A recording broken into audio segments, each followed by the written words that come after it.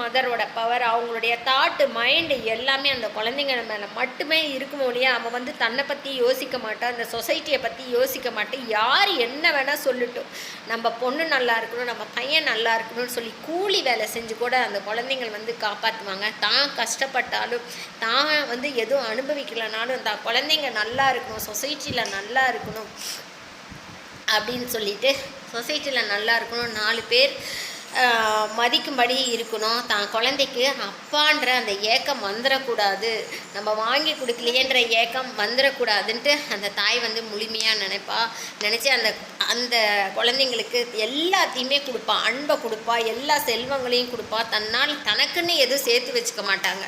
ஓகேம்மா, அந்த single mothers. But ஒரு சில டைமில் ஏதோ ஒரு காரணத்தால் அந்த சிங்கிள் மதர்ன்றவங்கள அந்த குழந்தைங்க ஒதுக்கும்போது அவங்களுடைய மனநிலை வந்து எப்படி இருக்கும் தெரியுமா my dear brothers and sisters?